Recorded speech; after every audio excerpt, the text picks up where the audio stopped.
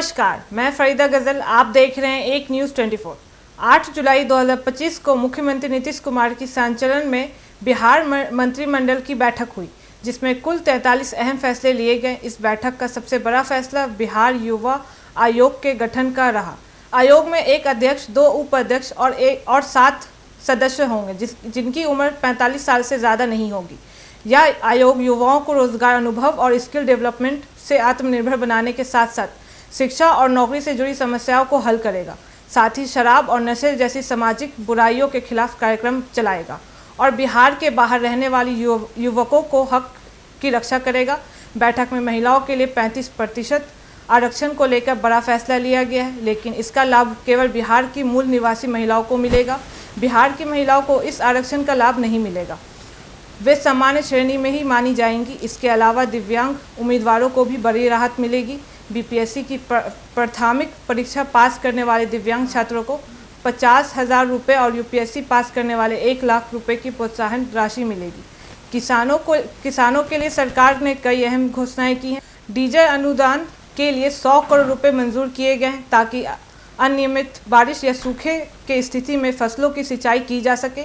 बाजरा, गेहूं और चना जैसी फसलों के लिए भी अलग अलग सहायता राशि दी जाएगी, जिससे कुल राशि 100 करोड़ रुपये से अधिक हो जाएगी। बैठक में शिक्षा, स्वास्थ्य, कृषि, पर्यावरण और महिलाओं एवं बाल विकास जैसे विभागों के अहम मुद्दों पर चर्चा की गई है।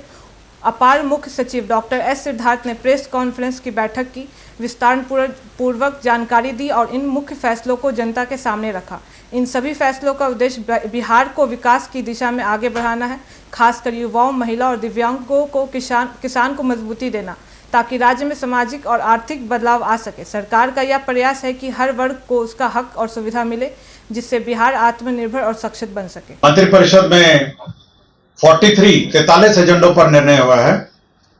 सबसे महत्वपूर्ण जो एजेंडा है वह है बिहार में युवा आयोग का गठन करने के संबंध में है।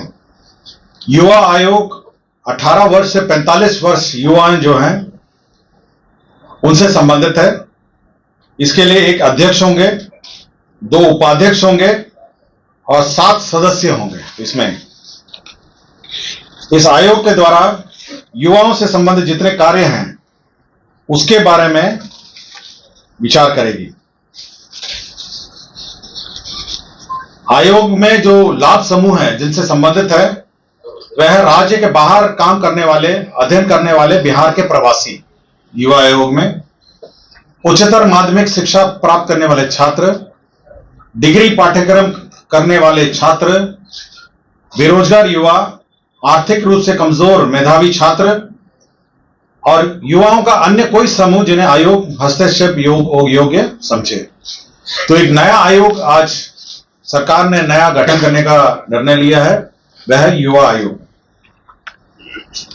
दूसरा, सामान्य प्रशासन से संबंधित एक बहुत महत्वपूर्ण निर्णय है, जिसमें बिहार राज्य के सभी सरकारी सेवा संवर्गों में सभी स्तर के एवं सभी प्रकार के पदों पर सीधी नियुक्ति में राज्य की मूल निवासी महिला अभ्यर्थी को ही 35% क्षैतिज आरक्षण अनुमान्य होगा।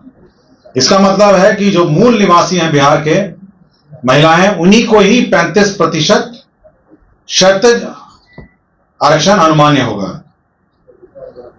और जो आरक्षण का जो श्रेणी है, अनुसूचित जाति 16 है, अनुसूचित जनजाति 1 है, अत्यंत पिछड़ा वर्ग 18 है, पिछड़ा वर्ग 12 है और पिछड़ा वर्गों की महिलाएं 3 है। तो 50% यही इसका ब्रेकअप। वो तो सेम है, केवल जो मूल निवासी है उन्हीं को ही 35% आरक्षण अभी मान्य होगा। समाज कल्याण विभाग ने एक नई योजना शुरुआत की है, जिसमें जो दिव्यांगजन है उन्हें दिव्यांगजन सिविल सेवा प्रोत्साहन योजना का शुभारंभ किया है।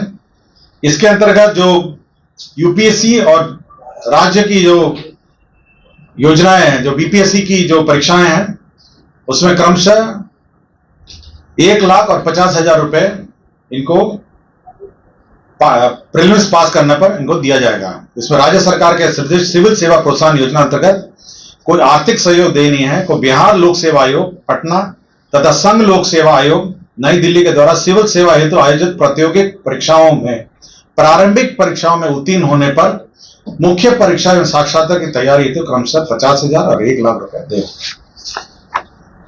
राज्य सरकार ने। धन्यवाद। आप देख रहे हैं एक न्यूज़ 24, हर खबर सबसे पहले सबसे सटीक। वीडियो को लाइक करें, शेयर करें और चैनल को सब्सक्राइब करना ना भूलें।